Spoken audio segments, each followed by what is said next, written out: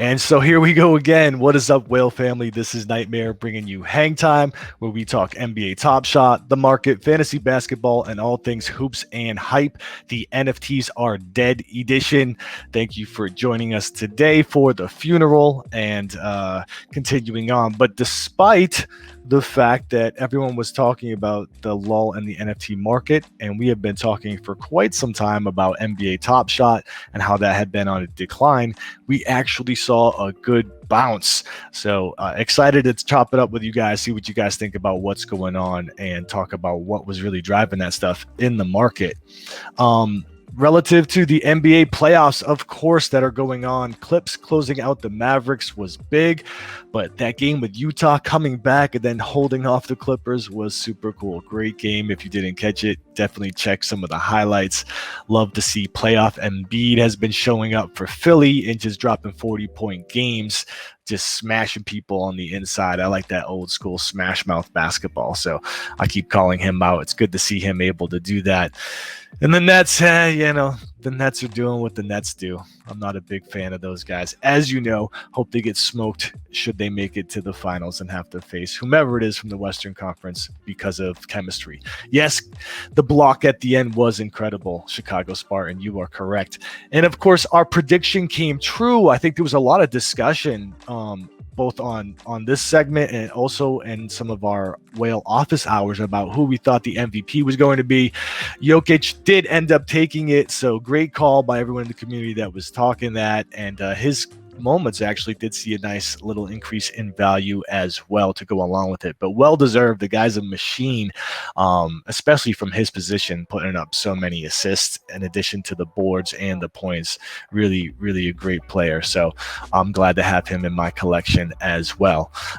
Now about the market and that bounce that we saw, we had talked about seeing some increase in transaction volume from some different things, but what we actually saw here over the past week is this jump in transactions that was sustained. It wasn't just a one-time thing, and also the total dollar volume went back up as well, and subsequently prices on a lot of moments as well as base series moments have increased. I know my own personal portfolio is up maybe about 20%, and it's very interesting what had driven that, really, because they introduced some things that were a bit controversial to a lot of the people in the Twitter sphere and in the market, but has led to some significant uptick and good momentum. So we'll see how that plays out, really. In particular, we're talking about what they did with the collector's score for the most recent drops. So I'm sure most of you know, but anyone that's listening in that doesn't, there was a premium pack drop for a metallic gold limited edition. It required your collector's score qualifier to be 2,500. This was a combination of your collector's score as it has already been working and a net spend variable that they added. So they took a snapshot on May 31st of what the net spend was. So essentially, if you had spent more in the marketplace versus what you had sold, you would get a bonus to add to your collector's score. A lot of people didn't achieve the collector's score necessary to get into this pack drop. So what did those people have to do? Those people had to go onto the market and try to obtain enough moments that it would raise their score to the level where they'd be able to participate. Now, usually there would be this value juxtaposition. Would that make sense to spend the money to do this? A lot of people were able to do it by buying base series moments. So depending on whether it's series 1 or series 2, or maybe you had some stuff that you were already having your eyes on and just needed something kind of to get you off your butt and actually grab it. You could use those purchases to try to build yourself up to the score necessary. And as part of this drop, the pricing was actually returned back to old school pricing that they had once had. It was only $24 for this premium pack, which was a lot cheaper than what it had been in recent drops. And so, the value disposition there was you could spend not a lot of money and qualify for some metallic gold LEs that could be much more value than what you would have to put out. So that was part one. Part two was the fact that they insinuated that the next upcoming legendary drop, the Hollow Icon drop, will be significantly higher as far as the requirement in order to participate. So people wanted to get to the market and start, trying to plan those transactions and make those transactions happen. So what you started seeing is the floors on most things started raising, whether they were base moments. People were trying to scoop up every, at the time, there were still $1, $2, $3 moments, and people were scooping as many of those up as they could. $4 moments, things of that nature. And like I had said, if there were some things people had their eyes on, they were going after that as well. So what did we have? Collectively, the floor raised, a lot more transactions going on in the marketplace, a lot more people participating, and a lot more dollar volume. So it's an interesting paradigm because, people wanted to have a catalyst that would, get more activity and get their values higher. But there was a lot of blowback with regards to the way this would implement. Obviously, people that already had good footing because they were early investors in Top Shot were in a much better position. I know we had talked on the Whale Hour, or whether it was Office Hours recently, about the qualification for that. And I initially did not qualify. I had to go to the market and try to get myself in position. Am I going to do that for the hollow drop? I could say no now and then get FOMO slightly before I know a snapshot's going to happen and jump in. But some people, aren't a fan of what they consider, financial gating, right? They think that people should have equal opportunity to participate, and, just because they were prudent with their sells and buys to try to be active in the market, if they were only collecting players they like or whatever, they shouldn't be penalized. So we will see how this shakes out. I'm not certain there's a solution that would make everyone happy. So I think they had to work to a happy medium. But I was impressed with the way that this rolled out in conjunction with the lower pricing on the premium pack, because they worked hand in hand to really get the market moving. And I think that we can sustain some of this momentum. So relative to the Whale Vault is now at 36.5 million. That's a slight rebound from where it was when we last took a look at it. Again, probably with those base series ones that are in the vault regaining some of their value there. So nothing that would be earth-shattering and moving this significantly, but it's good to see that it's trending the right way. Again, I think our outlay for this was maybe $100,000, maybe a couple $100,000. So still an amazing hold, an amazing asset for us to have. And I did talk about, when we were going through this market lull, that I was personally looking to scoop up some Series 1 stuff that I had seen that was, a great deal. That being said, that time seems to have passed. So I had a table here where I was keeping track of some things. I think at one point I was looking at a Tatum 3-pointer that was $135. That's gone up progressively now to $265. Jokic obviously with the MVP is going to go up, but I think it would have anyway, so that's increased maybe 60-70% as well.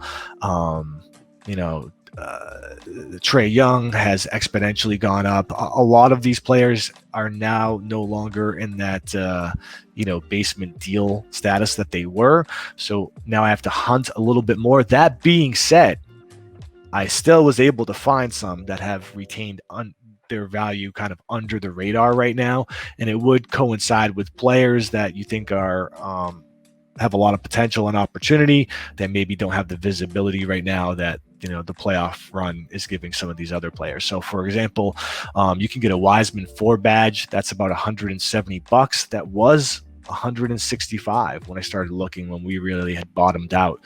I think there's like a cheap De'Aaron Fox layup that was from Series 1 that was like $70, and now it's only up to $80. So some have escaped that massive floor raising and value going up that significantly. So still opportunities out there if you are shopping. Other thing I wanted to mention is, we've seen this every week, the Reservation base sets that are available for new collectors. There will be a new one that's opened up for people. Again, this is if you have not collected a pack before. Another thing of note is the playoff pack. So this actually just closed for reservations. I think, earlier this morning. But if you were able to get in, you would have noticed that Dapper themselves have alluded to a challenge that will be upcoming with these moments. So interested to see what they do with this relative to what's going to happen in the playoffs, and see if it's something new and unique that we haven't seen yet. Now, we had talked about this drop, right? The $24 price point there was unique. It was a part of a thank you campaign to the fans that they were doing, but conveniently worked with the gamification of getting people to the market. So props to Dapper for putting that together that way. I think it was very effective. About 5,300 were available, I think. And I heard mixed things about the queue, but I think I've heard roughly 20 to 25,000 people were in. So you had about a 20% chance at 20% odds at nabbing a pack.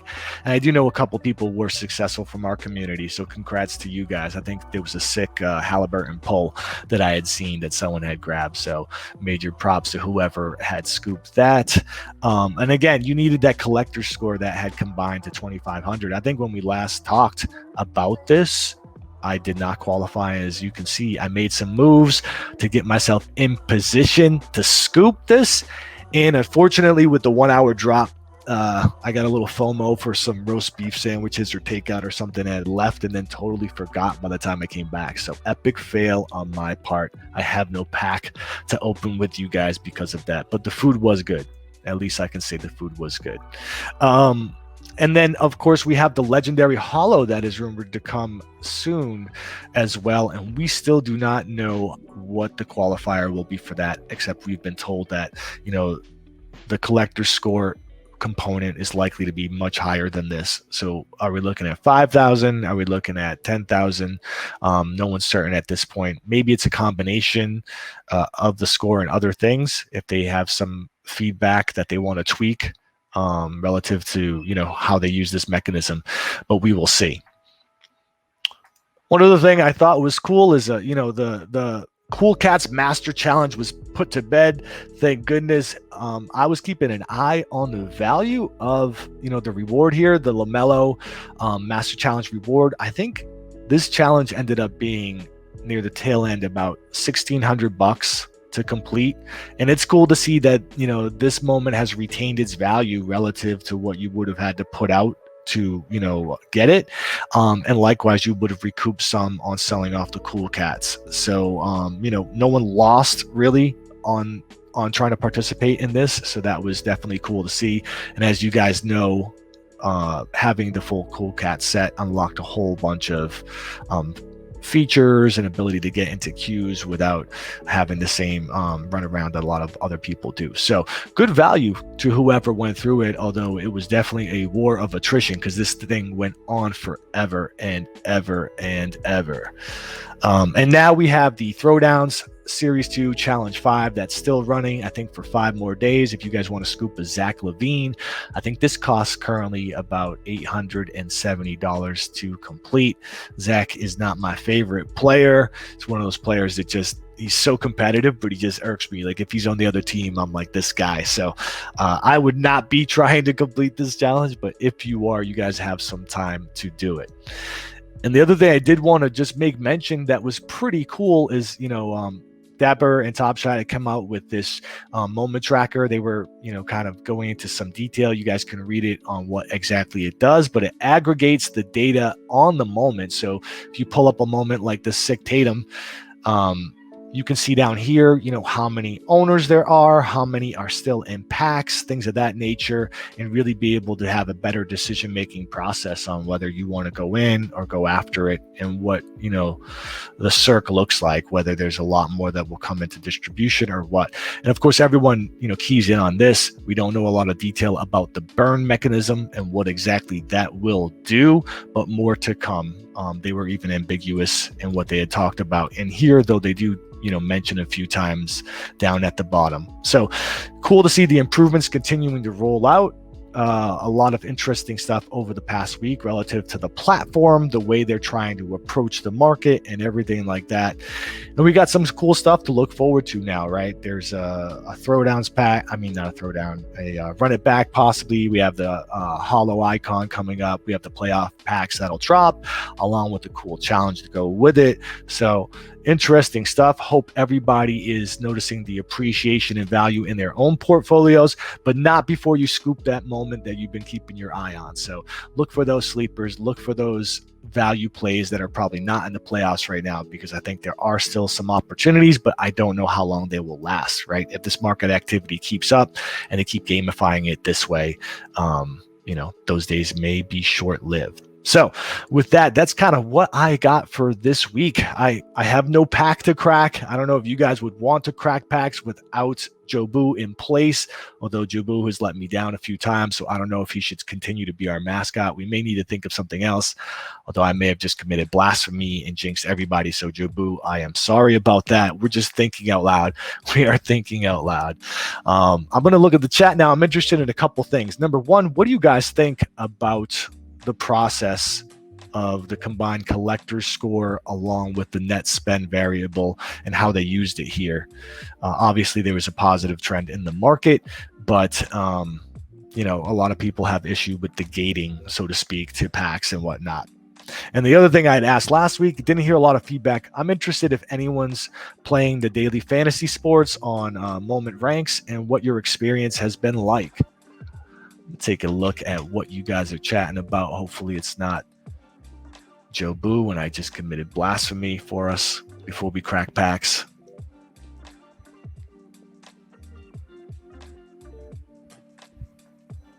Chicago Spartan, again, talking about the utility. I think there was some more designation or identifiers that were discussed over the past week relative to hardcourt, things that had been implemented in them. So we'll see what that brings. But like you said, additional utility would be cool, especially in a live setting, right? You're in the arena and you have NFTs from Team X or Team Y or certain players.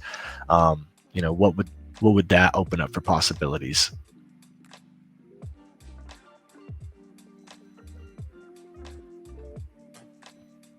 Sprinkle says he has 37 moments, but started collecting in February, March. And that's cool, Sprinkles. There's a lot of people that just kind of tepidly go into this and collect players or moments that they like, or maybe, they started just trying to grab what they thought would be a roster they can use in fantasy. And, that's one of my arguments about sometimes when they look at how to, gate, or I don't know if gate's the right word, but designate who can participate in drops, because everybody likes to collect a different way. I think Rude Moose was on Office Hours and talking about how she likes to be a completionist and hold on to things, right? And I had mentioned conversely, I like to just have specific things that I like. And so, there's different collectors in different ways, and I think they all add value to the ecosystem. So I'm sure Dapper thinks of that, and they're trying to think of how they can try to appease everybody and make sure that there's not a lot of exclusion going on, because then they'll just narrow and hone themselves down.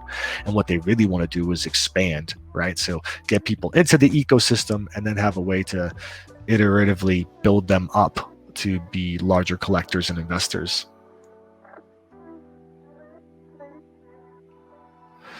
Chicago Spartan mentioned that this is definitely aimed more at collectors than passive income.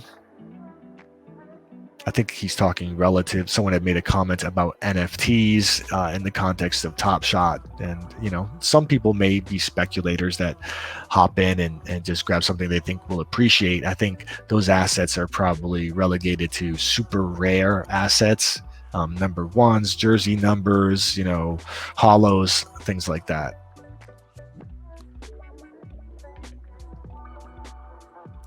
Allegria saying it didn't really pull him into the NBA, but if there was a game, he would be involved because he is a gaming degen.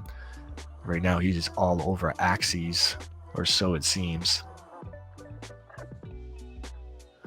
Chicago Spartan appreciates the new UI relative to Cirque and where things are. I see Ragkey dropping some alpha on some good buys. So Chicago Spartan, you have played the daily fantasy and enjoyed it. and you said that it has been good to you. So you placed and you got some prizes.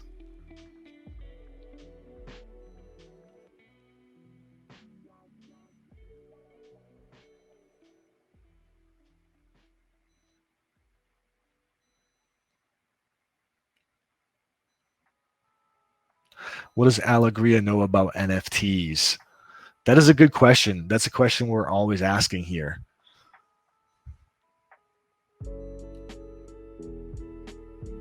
It's interesting that I'm seeing people make comments. MGS says that he thinks that the daily game is helping to drive the market. Do you guys have an idea of roughly how many players there are? Like, does it show you how many games are running, and you can kind of get a rough idea of their participation level?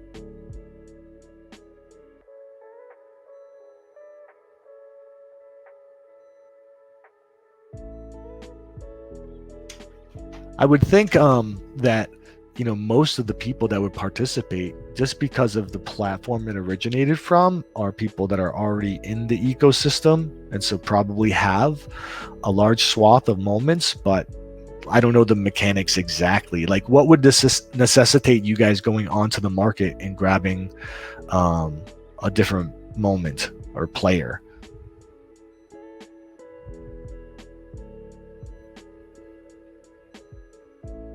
Oh wow, 3,000 plus entrants. Yeah, I could see that making an impact in the market, especially on days when the old reliables are not there for you to run.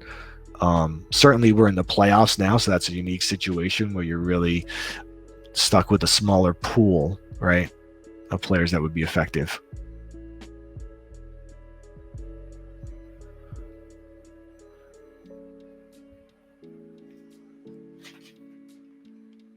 I didn't see the context, but I see a camel running away from a I don't know, a waste bin. You guys are on another level today. Interesting. I think I'm gonna have to wade in and try my hand at it now that you guys have given it your stamp of approval, and see if there's another thing I can degen on. We need to get Nytmare a camel.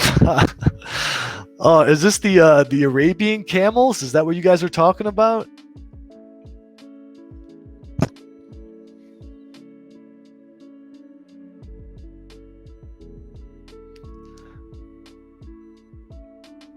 You know what's funny? I did look at that and join the Discord, but like most things, I got pulled in another direction. So don't have one yet, but I have heard calls from the caravan.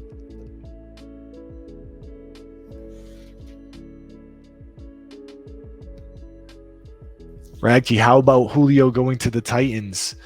You know what? I think the Titans still need a lot of work. There's been a few people saying that makes them the second best team in the AFC. I really don't see it. I love the Titans D, but I just feel like they're too shambolic, and with their quarterback situation. Like, I need to see some evidence that they can put it together.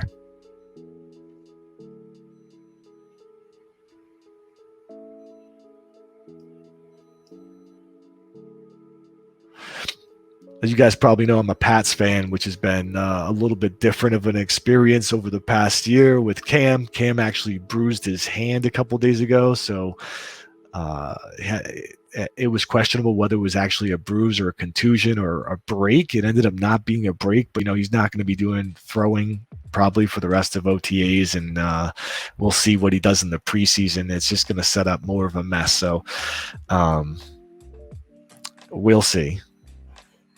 We'll see. We got the Rook in there, and he didn't do too well. But granted, it was his first shot at it with the first team, so it will be an interesting season for sure. But I will say, I'm not a fair weather Pats fan. I love the Pats when they absolutely sucked. When I was a real little kid, I think I celebrated a one-win season like it was the Super Bowl, right? Like I was ready to dump Gatorade on my own head because no one else was a fan around.